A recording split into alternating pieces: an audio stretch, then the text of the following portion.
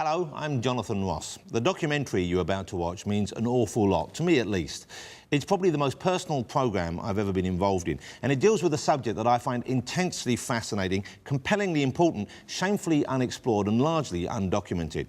It deals with the history of comic books and the history of one comic book character in particular.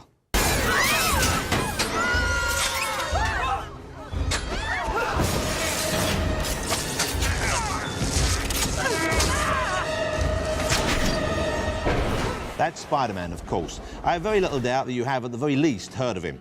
He's very famous. Spider-Man is one of those handful of fictional creations who is instantly recognisable the world over. An entertainment brand worth billions of dollars to the company that own him, but not, of course, to the men who created him back in the early 60s.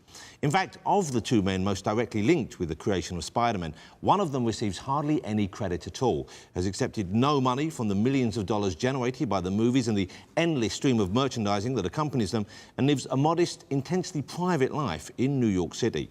He's never given an in-depth interview to anyone. He hasn't really spoken about the creation of his work ever, and yet his artistic talent and brilliant body of work have probably given me more pleasure in my life than any other person working in any of the entertainment industries. His name is Steve Ditko, and I'm going looking for him.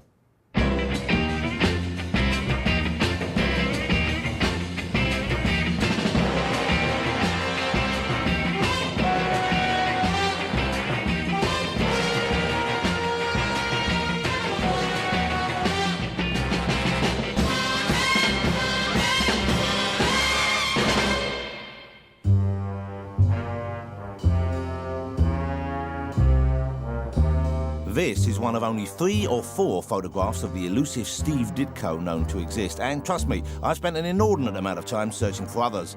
Why? Well, I'm more than just a little bit obsessed by his work. Ever since I first saw his art, I was hooked. More than any other comic book artist, his work stays with you.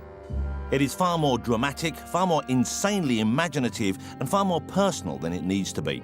His style is unique, and from the little I know about him, his life seems just as unusual and perhaps as strange as his work. Although Spider-Man is probably Ditko's crowning achievement, he'd worked in the comic book industry for many years before that character first appeared in 1962. And he continued creating bizarre and colourful characters for many decades after he stopped breathing life into everyone's favourite wall crawler. But Spider-Man is still the one character that fans return to. Now, Spider-Man was different. He was about as far removed from the chisel-jawed adults like Superman and Batman who previously dominated the scene. Spider-Man was a character that puny, bespectacled comic book fans like me could directly relate to. Superman was an all-powerful alien. Batman, an orphaned multi-millionaire who lived above a cave filled with jets and cars and shared his life with a young boy in tights. Nice work if you could get it, but clearly fantasies. Spider-Man, on the other hand, was a puny, unpopular teenager who lived with his old aunt and uncle and endured the same kind of hell every day at school that most of his readers did. We loved him because before he had the good fortune to get bitten by a radioactive spider, we were him. My love of comic books goes back to when I was a kid. This is me enjoying one of my favourites back in 1969. Although actually, I wasn't really that cool, I'm afraid, so you're going to have to go, mate. I was more like this. Come on in. Yeah, enjoy that. And like some kids are obsessed with sport and others with taking fast cars without the owner's consent and driving them around run-down estates before inevitably enjoying a short stay at Her Majesty's pleasure, I lived and breathed for the joy that these cheaply produced 4-colour epics gave me. Although, to be honest, I wasn't able to afford this one until I was about 30, so I'm going to have to take that off you, and you won't see that again for over 20 years, mate. You might think I'm alone in my adoration of Spider-Man. You might think that I am somehow socially or emotionally retarded to still have such great passion for something aimed essentially at children and created almost 50 years ago. But I am not alone. I begin my quest to discover more about Steve Ditko right here in London. Isn't that a great cover? Look. You know. Now, the easily upset among you might wish to turn away. They credit the writers on the front. You see before you 3 grown men indulging themselves in their passion for comics in a room I have at home dedicated to those 4-colour masterpieces. My name is Paul Gambaccini, and I am a Steve Ditko reader since 1960. Paul loves the early Spider-Man books as much for the human drama they contain as the superheroics. It's the ultimate soap opera. It was really probably the first soap opera for us, school students, that we ever were exposed to. They had personal problems. They weren't just invulnerable heroes who had a weakness such as the color yellow or green kryptonite. These were characters whose problems were they loved an old woman who they had to support, Aunt May in this case. What made Ditko's Spider-Man so different was that these problems were the problems that the audience had. He was in high school, so he had to struggle to get good grades, but after the murder of Uncle Ben, he had to earn enough money to support himself and Aunt May. So he's the breadwinner. Plus he's a student, plus he's a superhero. Oh my God, how do you do all three at once? Oh, yeah. I love it. Yeah, yeah. Just like Paul and myself, Mark Millar is also a big Ditko fan, and in 2004 he realised his dream of becoming the first and thus far only Brit to write the Spider-Man series. When I did Spider-Man, the only stuff I read as research was, you know, the Ditko run, because to me that was the heart of it. It was the seed that was planted that's now Spider-Man. Everything that made Spider-Man successful in the beginning is the opposite of what is big now. You know, big, flashy, stylized art and good-looking people is what sells comics now. But back then, the ugliness and the ordinariness is what made it a big hit. It was about everyday stuff, and nobody for me epitomised that more than probably Ditko, I would say. Although Ditko was responsible for the art, the man behind the scripting was the legendary Stan Lee. Although together they only produced less than 40 Spider-Man adventures, the huge impact they had on the comic book industry is undeniable. But just as Spider-Man's popularity was beginning to soar, helping Marvel to become the #1 company in the business, Steve Ditko walked away from the character without a word of warning. Of course, there have been rumours, there's been speculation, there's been gossip, but Steve Ditko has never spoken out about why he walked out, and not knowing still drives me a little bit nuts. To unravel the mystery of Steve Ditko, I need to delve deeper into the world of the comic book creator. So I'm going to meet some of the most talented and opinionated people working in the comic book industry today, in the hope that they can offer me some insight. In my opinion, there were only a handful of comic creators who really deserve to be considered masters. Steve Ditko is one, Jack Kirby another, and Stan Lee, the man they both worked with for many years, a third. But if I were forced to offer an opinion as to who is the greatest talent still working in comics today, then I wouldn't even hesitate. His name is Moore, Alan Moore, and like me, he's a Ditko fan. But unlike me, he chooses to live and work in Northampton. I've had my jabs. Northampton, here I come. Along with Frank Miller, Alan Moore is widely regarded as one of the saviours of the modern comic book. He released Watchmen in 1986, reinventing the graphic novel with its dark and twisted view of humanity. At Overston Park, Northampton, the Caravan Club holds its annual rally with hundreds of caravans from all over the country, and it's an ideal holiday for the kiddies. Now, I wonder what's behind that screen. My name is Alan Moore. I am a comic writer and magician living in Northampton. I probably first encountered Steve Ditko's work when I was 7 or 8. I probably wouldn't even have known that it was Steve Ditko at the time. There was a kind of elegance, a tormented elegance to the way that his characters stood, the way that they bent their hands. There was something even in the 9-panel page grids that he used to habitually use that brought a kind of claustrophobia, a kind of paranoia to the work. His characters always looked very highly strung. They always looked as if they were on the edge of some kind of revelation or breakdown. There was something a bit feverish about Steve Ditko, and I pursued my love of Ditko well into adulthood, and it became a kind of low-level addiction. And there was something about the way that Ditko handled a superhero in Spider-Man which made it a feature of the urban landscape. In Superman and Batman, buildings were just to be flown past. But as with Jack Kirby, Steve Ditko brought this quality to his cityscapes that had real character. It was a slightly paranoid and shadowy character, but that suited very much the kind of introspective, often melancholy mood of a lot of those early Spider-Man episodes.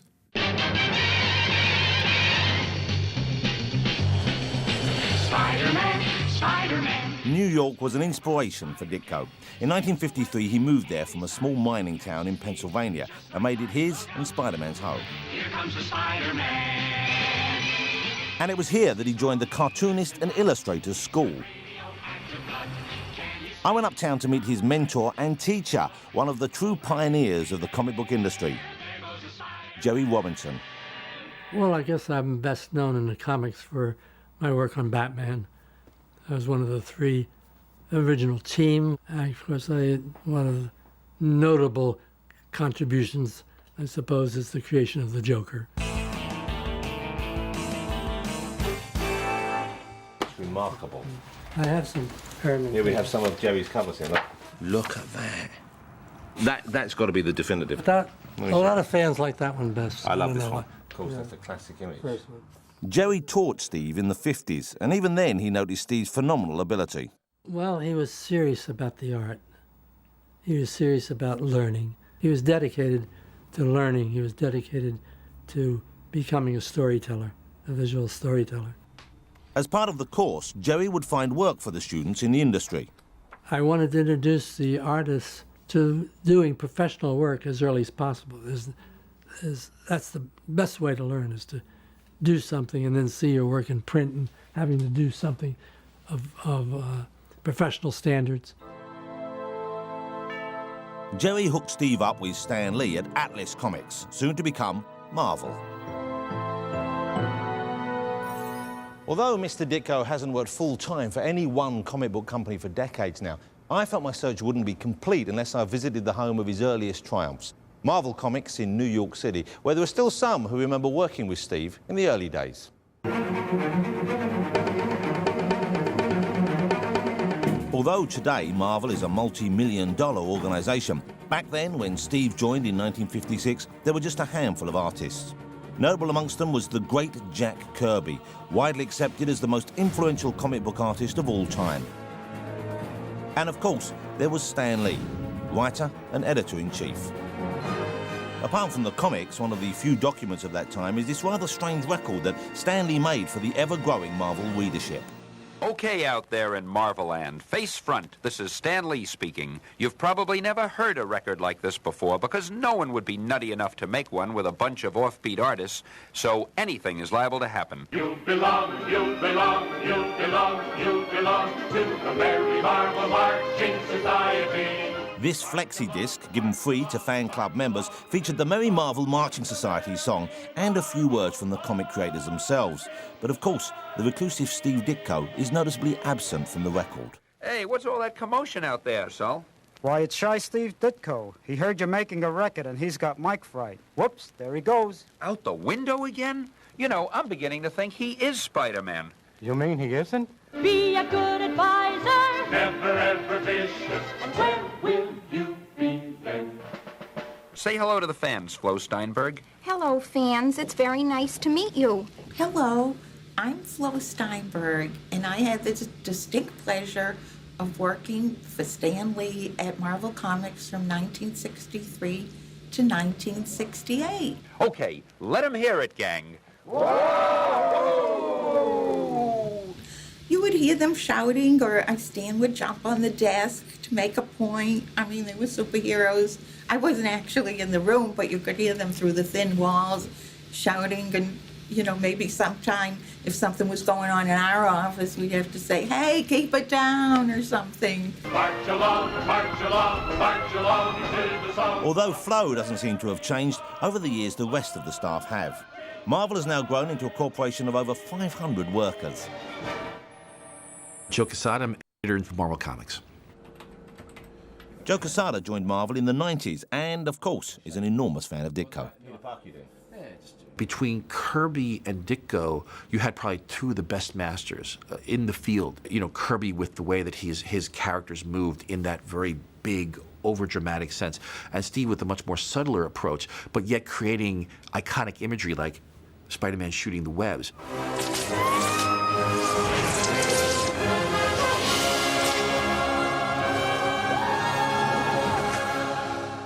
Steve was also creating costumes for characters that had never really been seen before. You know, at that point, it was all traditionally, hey, put the guy's underwear over the tights. It was sort of the strong man in the circus kind of costume. There's the belt with the buckle, their gloves, the boots, the whole thing, right?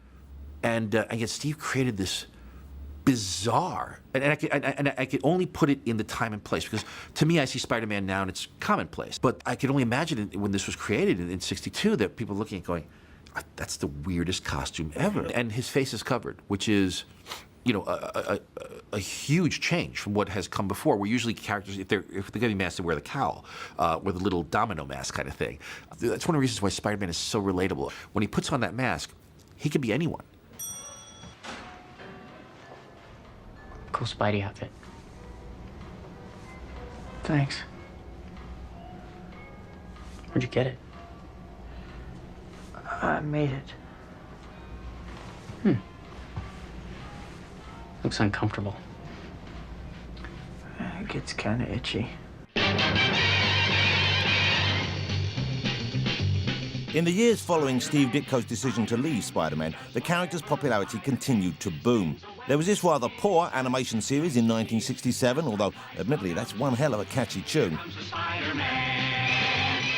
The 70s saw Spidey go live action with this TV series filled with overacting extras. Did you see that? Did you see it, Captain? That's the Spider-Man, the guy in the paper. Who is that character, anyway?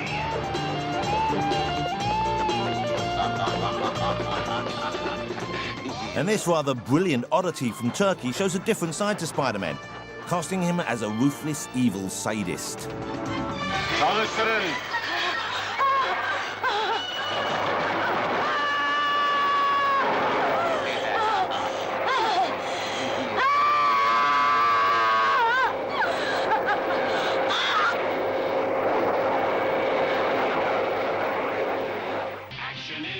No two ways about it, Spider-Man is big business on a global scale. And it all stems from those early days back in the Marvel offices. My name is Ralph Macchio, and I am one of the senior editors up here at Marvel Comics.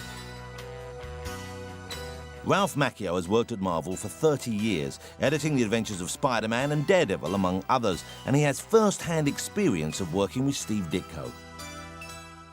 It was fascinating because he would sit there with me over my shoulder and he would go through every single page, panel by panel. And it was like watching a master at work, because I would be able to see how he would solve story problems. And he would just sit there, he'd have the plot on one side, he'd be over my shoulder, he'd have the paper in front of me, do it on loose leaf paper, and he would go into this, and this. The writer had a problem here, and I solved it this way. And you would just watch this guy, who was really a genius at storytelling, solve all these problems. And then once I approved it, as if I was ever not going to approve anything Steve Ditko did, he would take it, he would go away. A couple of weeks later, he'd come back, and all the pencils would be done.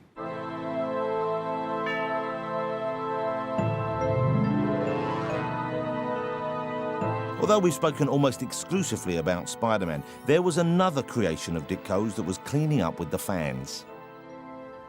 He was never as popular as Spider-Man, never will be, although he continues to crop up in other comic books, and every few years Marvel Comics dust him off and give him a new series.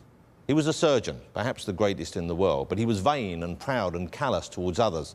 Then a car crash left him with paralysed hands, a genius no longer able to perform. And so he went in search of a cure, finding salvation of a different sort, and in the process becoming a master of a different skill, the occult.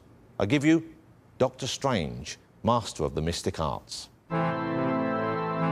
Doctor Strange first appeared in July 1963 as the backup feature in Marvel's Strange Tales. When you open the first Doctor Strange story, the Nightmare story, and there's this rain on the window pane, and you pull in on this guy who obviously cannot sleep, you're immediately sucked into the story. It's got this film noir kind of quality to it. The panels are small, but yet at the same time, the landscapes are expansive. When Doctor Strange gets into his ectoplasmic form, goes into the nightmare dimension, you begin to see these shapes, and you begin to see these geometric things, and it's just incredible. I don't think any other artist would have dared have pages where there are just little pathways into shapes I mean, Doctor Strange is going into some other place, and it's a shape.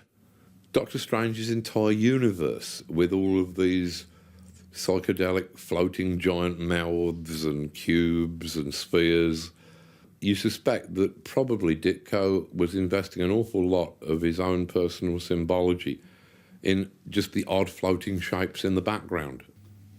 He really is almost being psychedelic before people took drugs.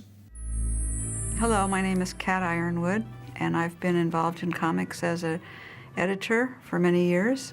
My interest in Steve Ditko goes back to my teenage years when I first was reading Marvel Comics, and I loved Doctor Strange. I saw Spider-Man and I liked it, but Doctor Strange just sort of did something for me. It was very exciting to me because it was so unusual. Me and my friends who were Ditko cultists, who were hippies, who used marijuana and psychotropics of various sorts, DMT, LSD, psilocybin, mescaline, peyote. We certainly believed that Steve Ditko was on drugs. If you read the Tom Wolfe's Electric Kool-Aid Acid Test, a lot of the characters in there would take the Doctor Strange comic and they would look at the pages and they would start dropping acid.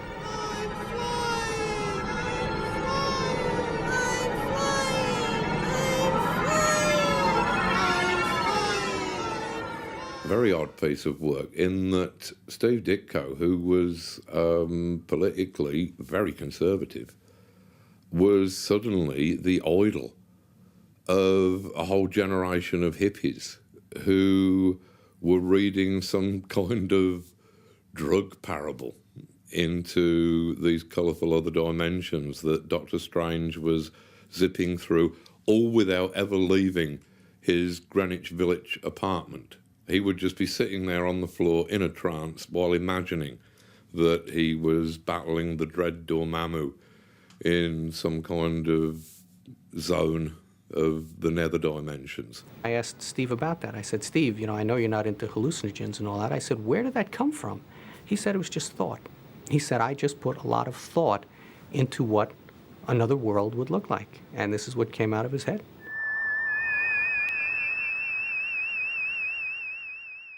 But there are things about Ditko that are unusual, and there are people who seek those unusual states by taking drugs, and there are people who were sure that Steve Ditko had taken drugs, but I don't think it's so. I think that Ditko just had an unusual mind. In the name of Rael, scourge of demons, I command you, begone. Say it. In the name of Rael, scourge of demons, I command you, begone. Must be exactly those words. How do I get back? On the astral planes, action follows thought. Will yourself to return to Earth.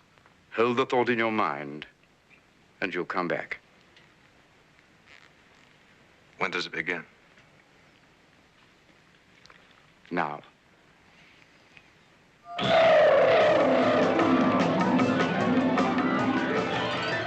If Ditko wasn't on drugs when he created Doctor Strange in the 1960s, then it's hard to believe that the people who tried to bring him to the small screen in this 1970s TV pilot weren't on something.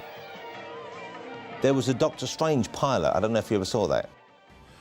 You know, I've seen still pictures of it. And based on the still pictures, I could see why it probably didn't work. It's not a terribly good, it's not a terribly thrilling viewing experience.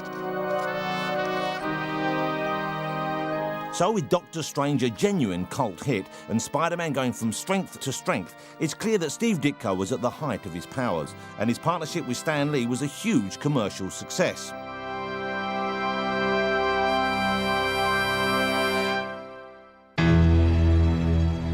But in a move that surprised everyone except presumably Ditko himself, he walked away from both those comics and Marvel without a word of warning. He was never to illustrate an issue of Doctor Strange or Spider-Man ever again. It was the equivalent in the comic book world of John Lennon leaving Paul McCartney after releasing Help. And to get to grips with the most mysterious moment in comic book history, I'd like to introduce another great comic book creator and big Ditko fan. My name is Neil Gaiman. I'm a writer. One of the things I write is comics. Neil has worked for all the major comic book companies and is the creator of the sublime Sandman. He believes that Steve may have walked out on his collaborator Stan Lee for political reasons. There are famously a number of issues that they clashed over. Stan is meant to have looked at comments of Ditko's where Spider-Man is swinging past protesters, and he's meant to be saying things like, now just look at those dirty hippies down there. And Stan would go in and give him a word balloon that says, hey kids, I'm with you, or whatever. And you feel that, you know, politically, there's a wonderful sort of clash there between swinging Stan Lee and magnificently uptight, world-class uptight, impossibly uptight Steve Ditko. Another theory was the disagreement about the revelation of the identity of Spider-Man's nemesis, the Green Goblin. Should the Green Goblin be a man in the street, or should he be somebody that we'd known who was close to and we'd liked and looked up to? Steve wanted it to be someone that no one had seen before, that this was just a random character, because he said in real life, chances are if there was somebody like this, you wouldn't know who it was. But Stan felt for dramatic purposes, if you reveal who the Green Goblin is, it has to be someone in the cast. I've heard the Green Goblin story too, that he didn't want the Green Goblin to be Norman because he felt it was, you know, what are the chances that your arch nemesis is your best friend's father? Obviously, Stan was right. Stan's instincts as a storyteller were absolutely spot on. But Steve was pretty adamant about that. He felt, no, in real life, this is not the way things would go. Yet another supposed deal breaker was whether Peter Parker should graduate from college. I know when I talked with him, again, a lot had to do with what he felt was the essence of Peter Parker, that this was a high school character, that once you graduated him from high school, it was just no longer a character that could make mistakes. So it was time for him to leave and go on and do other things. And to me, there's been all these stories about the reason that Stan and Steve did split up on Spider-Man. You know, it's the story about the Green Goblin. There's the story that, you know, Ditko didn't like some of the psychological stuff that was creeping into it. You know, he felt as if there was a veiled liberalism in Stan's scripts. But to me, in all honesty, I think it is just that kind of creative urge to go off and do something on your own. You've just reached a point where you feel, I'm not really getting the attention I deserve here. I'm going to go and prove I can do it myself. Steve just came in one day, dropped off his last Spider-Man, and told whoever it was that was there, that was it. He was done, and he was leaving. Both Spider-Man and Doctor Strange were big hits with Marvel fans, so Ditko's leaving potentially posed huge problems for the company. Stan Lee moved quickly to replace him. I went to Long Island to meet the man who had the tough task of stepping into Ditko's shoes. I'm John Romita, worked for Marvel for probably 40 years. And had a ball and paid off my mortgage. John Romita was working on the reasonably successful Daredevil series when he was asked to take over Spider-Man from Steve Ditko. Losing a guy like Ditko could have been catastrophic for Marvel in its infancy, and yet here's a guy like John Romita just in the wings. It was a magical time, and that's how these things happen. I wouldn't have been able to pick up Spider-Man and hit the ground running if it hadn't been established so beautifully and so soundly. It was a working machine when I got it, and all I had to do was put the oil in. But John and Steve's styles were radically different, and John had difficulty copying Steve's idiosyncratic look. Stan liked Ditko's offbeat stuff, and what he liked about it was that Peter Parker was not a heroic kid. He was a scrawny young kid who's a little off and a little strange, can't get along, you know. And for some reason, when I take over a book, all my heroes are handsome. Incredibly handsome. I can't help it. I started to clean things up and toothpaste smile everybody to death, and I thought it was going to kill it. I really thought it was. And Stan did. Stan said, no, it's not going to work. And I said, well, I'll try, you know, I'll try. Finally, he just threw his hands up and said, do it the way you want. John Romita's toothpaste smile soon spread to the Marvel management when his new-look Spider-Man became an even bigger hit with the public. Within a year, Spider-Man shot into the top 10 highest-earning comics. See, Ditko, his version of what he was doing was true. It's just that it didn't fit Stan's commercial sense. And Stan had an uncanny commercial sense. And any artist that fought him on it, I think was making a terrible mistake, because Ditko could have made a fortune. Now, I guess he doesn't care. He didn't care about money. Well, he doesn't seem to care at all even now when they ask him. Right. I mean, so his objectives were different than mine. I was just trying to pay my mortgage off, and I wanted to get the best-selling book I could, and I stayed with Spider-Man as long as possible because I'm making money, you know. And he baffled me, and I admire him, and I wish he hadn't done it, because I would love to have seen him independently wealthy now. Spider-Man sales may have gone through the roof, but the Ditko fans were disappointed. Steve Ditko had got so much of his DNA in all of the characters that he created. I mean, I know that there were good issues of Spider-Man after he finished the book with issue 35, something like that. I know that John Romita did some very good work on Spider-Man, but I kind of lost interest with the first non-Ditko issue, because the character was so much a part of Ditko's world that it looked kind of dull when it was an ordinarily muscled man in a Spider-Man costume.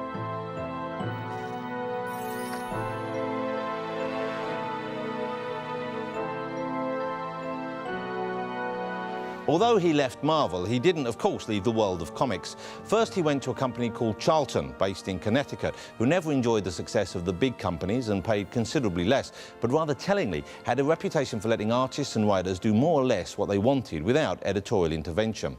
And it was at Charlton that he created a bizarre character who, I believe, gave us our first glimpse of Ditko's peculiar worldview, the Question. The Question was a detective named Vic Sage, whose only real powers were his unwavering moral compass and his intelligence. Donning a featureless mask, he would release a special gas that turned him into the Question, ready to fight crime in any way necessary. You can start to see the weirdness in the books after Spider-Man and Doctor Strange, the immediate late 60s books, the Charlton characters, the Question. There's a lot of didacticism in that character. There was something about Ditko's characters where I began to wonder whether they had come to him in dreams. There was something so odd about them that they looked like the kind of almost nonsensical characters that you might see the name of or the image of in a dream and jot it down when you woke up. But the Question, with his uncompromising take on law and order, comes across like a limp-wristed liberal when compared to Ditko's most extreme creation, Mr. A. Ditko created Mr. A for an independent comic publisher called Wits End. Mr. A was a radical, no-nonsense vigilante who had a very low tolerance of anyone who infringed the rights of the individual and would mete out severe punishments to those who foolishly strayed into the quicksand of moral ambiguity. Anybody who'd even committed the merest of crimes was wandering into this poisonous grey area. They were tainted, and they could only expect the kind of terrible punishment that his Mr. A was likely to mete out to them. Mr. A's world was one of black and white, right and wrong, good and evil. And it's clear that those ideas were influenced by Ditko's interest in the work of this woman, Ayn Rand. You see, my main interest and purpose, both in literature and in philosophy, is to define and present the image of an ideal man. Ayn Rand enjoyed a surge of popularity in the US after releasing her philosophical novels, The Fountainhead and Atlas Shrugged. Both works of fiction, they expressed Ayn Rand's theories of individualism. She believed man's ultimate goal was personal fulfillment through a rational code of morality, a worldview that she referred to as objectivism. Steve was profoundly influenced by objectivism and used his art to spread the word in the form of Mr. A. Mr. A's black and white card symbolizes the law of identity. It identifies the two moral potentials possible, the good and the evil, and by one's chosen action, the best or the worst potential can be actualized. The card is also a symbol of justice. For Ayn Rand, justice is objectively identifying a thing for what it is and treating it accordingly. No one gets the unearned. The innocent is not penalized, the guilty is not rewarded. You know, Steve Ditko obviously would like me to read these and see the light and step into the light and become an objectivist and become an Ayn Randian philosopher like what he is. And instead, I wind up reading them as something closer to classic American outsider art. They move more into the realm of just sheer, beautiful, wonderful, straight from the heart American barking madness than I think, and that's the level on which I appreciate them. They don't even pretend to be stories. There is good, there is evil, there is no grey area.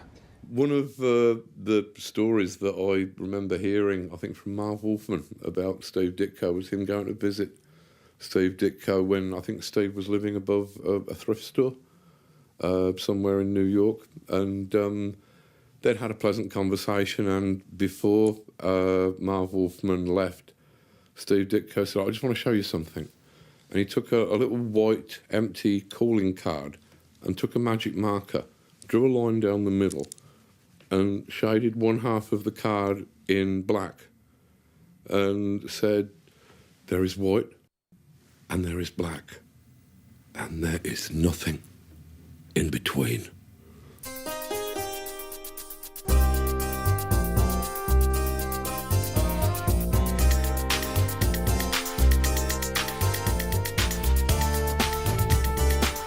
Ditko's creations, Mr. A and The Question, were a big influence on the character Rorschach in Alan Moore's classic graphic novel, Watchmen.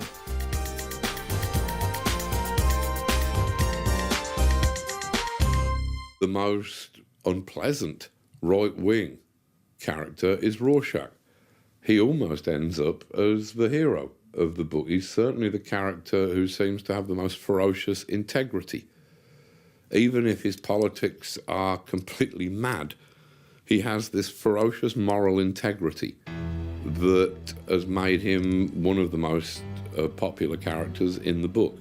And obviously that ferocious moral drive and integrity, that was kind of my take upon Steve Ditko.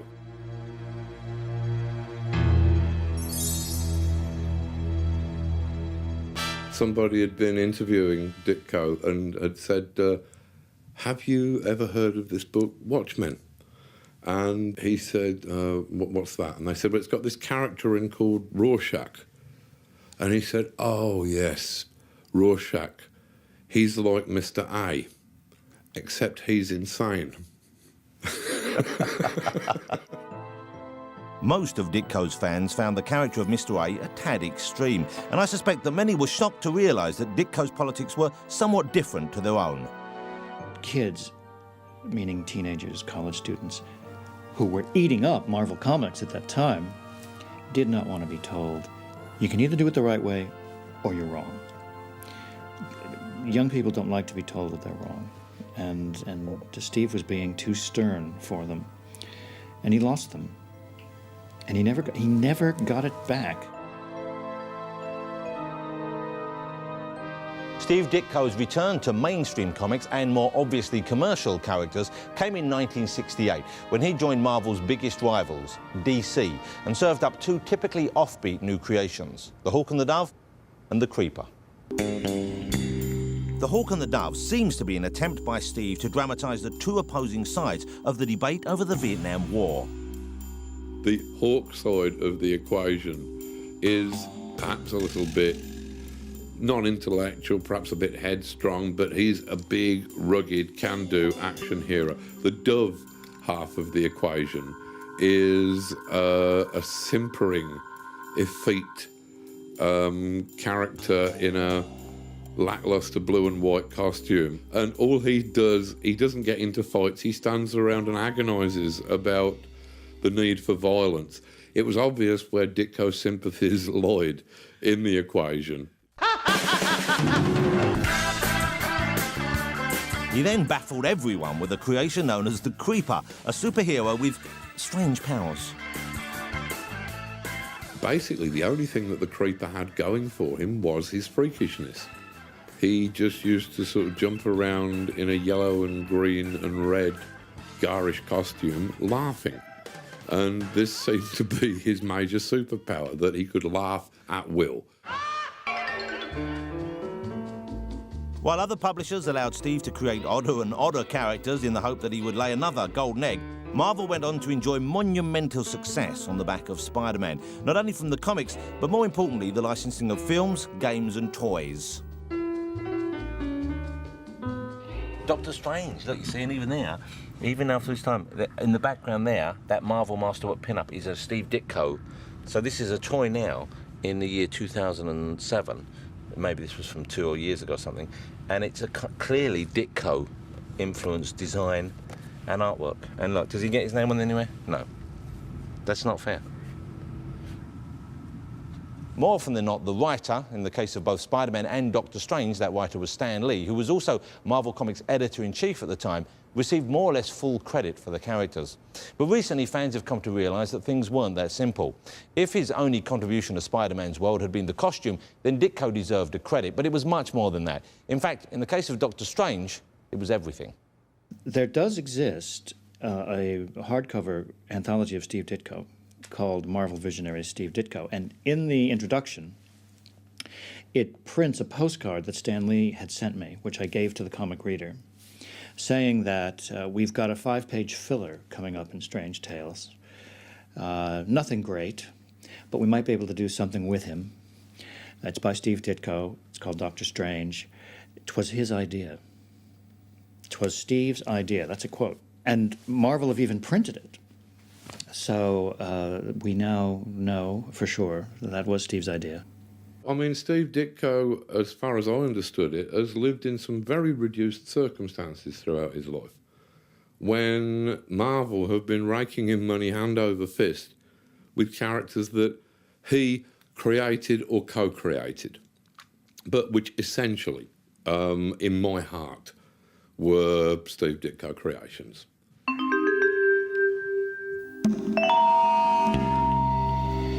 When I was with a local band that we'd put together about 10, 15 years ago now, called The Emperors of Ice Cream, we had this song called Mr. A.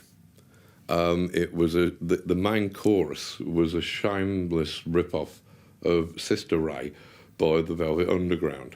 But the verses, I thought they were quite memorable. Would you like me to give you would we? A performance, Come Jonathan? on, let's have this. This is gold. He had one room above a thrift store. He had a trunk of books by Ayn Rand. He was short-sighted and reclusive, resisting pleas to take his photograph. He drew a superhero comic. He saw the world in terms of black and white. He said a day's work for a day's pay. That is our one and only right. He takes a card and shades one half of it in dark so he can demonstrate to you just what he means. He says there's black and there is white, and there is wrong and there is right, and there is nothing in between. That's what Mr. A said. In trying to uncover the facts in this strange case of Steve Ditko, master of the comic arts, one other name occurs again and again. Stan Lee, or Stan the Man, as his credit on some of the most successful and influential comics in the history of the medium read. For many years, he was considered the sole creator of such fabulous and lucrative characters as the Hulk, the X-Men, the Fantastic Four, Iron Man, and of course, the Amazing Spider-Man. Now, Stan himself did very little to clarify or correct that assumption, and it's only comparatively recently that his co-creators have got anything like the credit they so clearly deserve. To be fair, Stan's always been a showman, and he's even gone on record to jokingly remark that he'll happily take any credit that isn't nailed down. But I'm still intrigued to find out what he remembers about the early days, and whether or not he believes that Steve Ditko deserves to receive that credit as the co-creator of Spider-Man. We've just landed at the film star's own terminal, Los Angeles Airport. It's a new world we've arrived in, and surprisingly not an expensive one, because the fabulous sunshine and the fabulous sights, at least, are completely free. Just study life at street level, California style, where the whole flavor of the place hits you in the eye as you drive into town.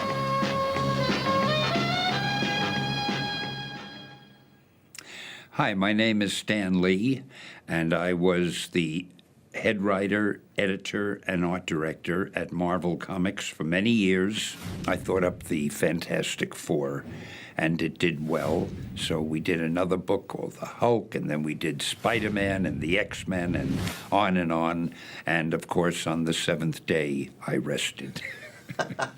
Now, it would be easy to make Stan Lee out to be the villain of the piece, but I can't bring myself to do that, not least because it would be unfair. He co-created all of these characters. He wrote some of the greatest Marvel comic books of all time, and the fact that he takes the credit for doing so is absolutely right. I just wish that he would share it out with the guys he worked with a little more. Steve and I worked beautifully together. I think, as far as I was concerned, he was the perfect collaborator. His artwork was superb. His story sense was brilliant. His continuity, he drew things you thought you were watching a motion picture from panel to panel. I mean, he was a joy and a delight to work with. I was heartbroken when Steve finally stopped working with us. In the very beginning, I would come up with a rather detailed plot, tell Steve what it was. He would draw the strip any way he wanted. I didn't give him a complete script. He'd add a lot of things that I hadn't even thought of. And then I would get the pages of artwork, and I would put in the dialogue, trying to give everything and everyone the personality that I wanted them to have. As we moved along, I saw that Steve was so good at story that little by little, I had him come up with most of the plots. I would only say to him something like, hey, let's use Sandman as the next villain, and let's have Sandman try to kidnap Mary Jane, or whatever it was. I might not say any more than that, and he would do the story, give it to me, and then I would try to hold everything together with my dialogue and captions. Again, after a while, I wouldn't even say that much to Steve. He would just go and do whatever story he wanted, bring me the artwork. It was like doing a crossword puzzle. I'd get the artwork.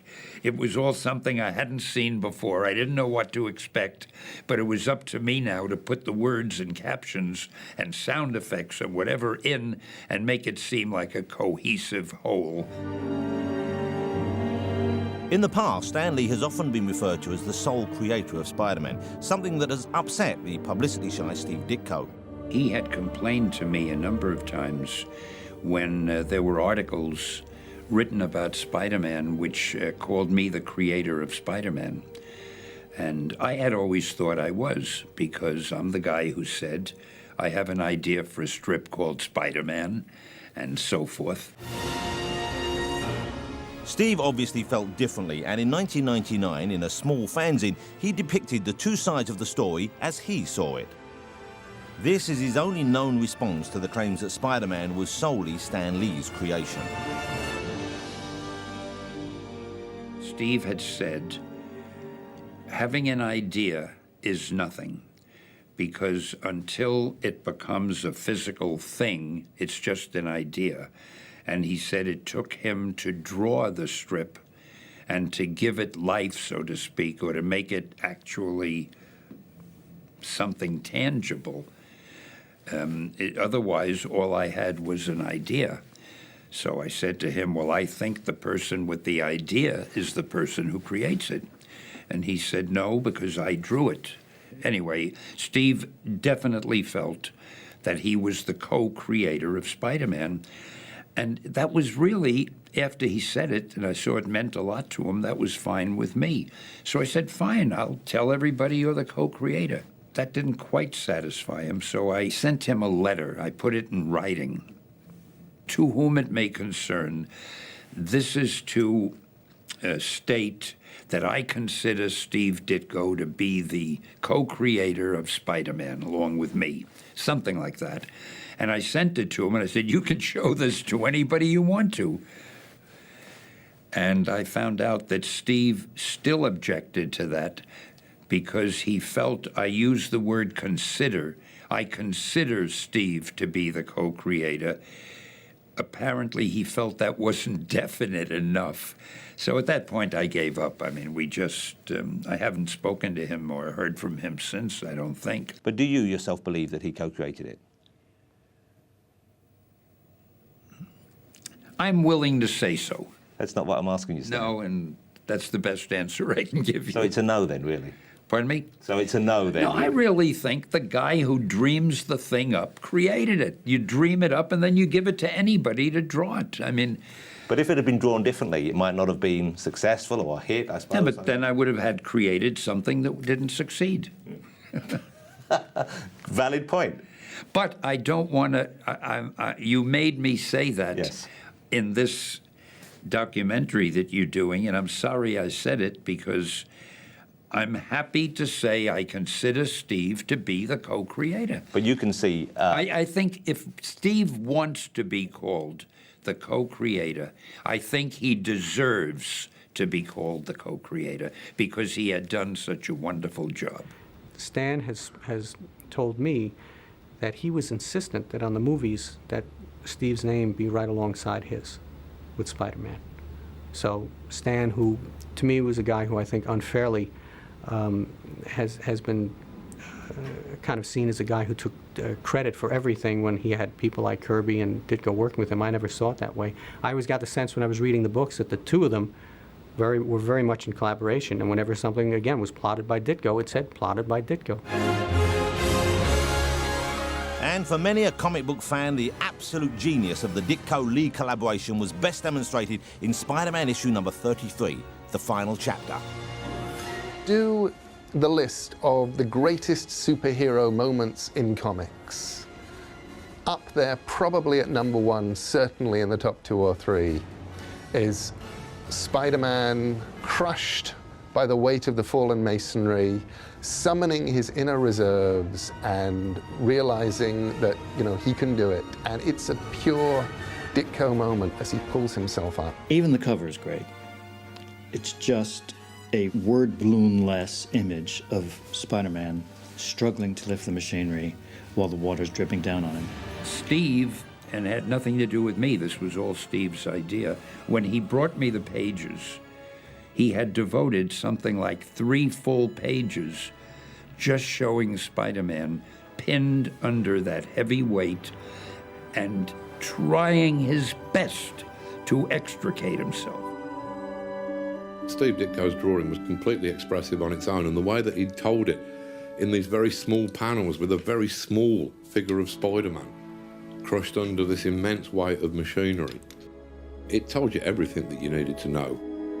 Because he changes the shapes of the panels, he creates the sense of both forward motion in time and the growing importance of the moment, added to the increase in effort that Spider-Man is making. There were scenes of him like that and like that. I've got to get it off. I've got to get free for 3 pages.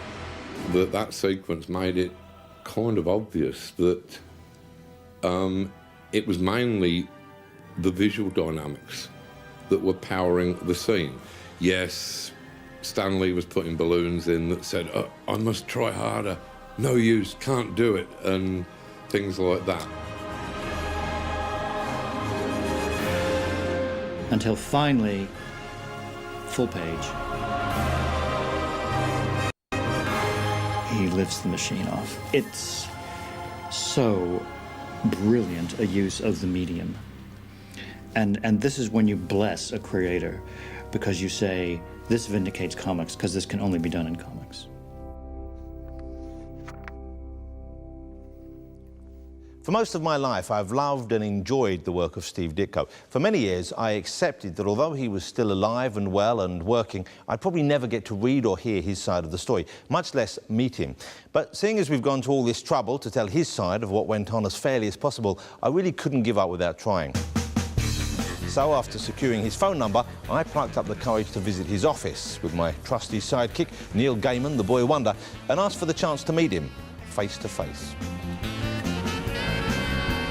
I'm very excited. I'm outside this building here on West 51st Street, and we've established that Steve Ditko does still have an office here. So I'm going to call him now with the number, which I hope is correct. I might have to go and check it and see if he will speak to me. Oh, hello, is that Mr. Ditko?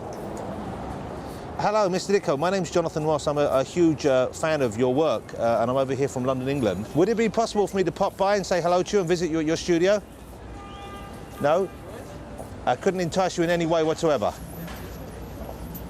There's no way I could entice you. Just to grasp you manfully by the hand and thank you for the many years of pleasure. Okay. Steve, I just wanted to say hello and thank you so much. Okay. Take care, Steve. Bye-bye. Just spoke to Steve Ditko. Essentially told me to fuck off. But in the most polite and firm manner I've ever encountered.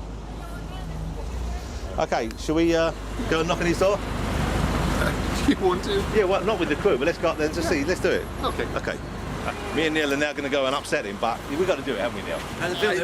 I feel I am Robin to his Batman. I'm Speedy to his Green Arrow. I am Etta Candy to his Wonder Woman. I think we have to do this. Etta Candy's an unusual reference point. Okay, see you guys. What should we do? Should we meet you down there in 10 minutes?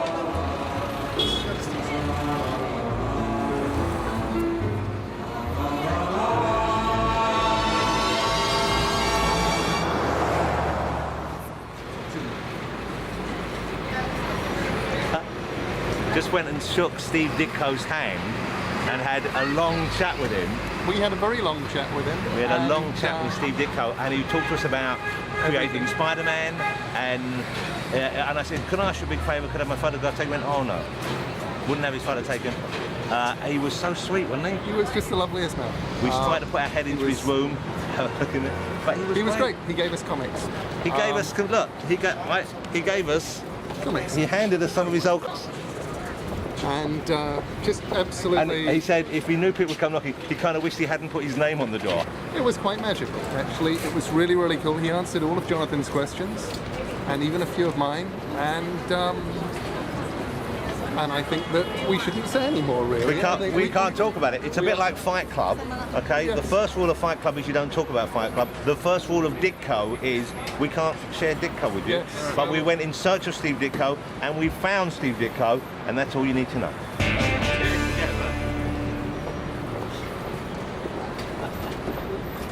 Steve Ditko was an original voice, both in his drawing style and in his writing and his politics. And I would say that today's audiences, if they're going to see things like the Spider-Man films, they should be painfully aware throughout every moment of the film that this is a character that was created by this extraordinary artist, Steve Ditko.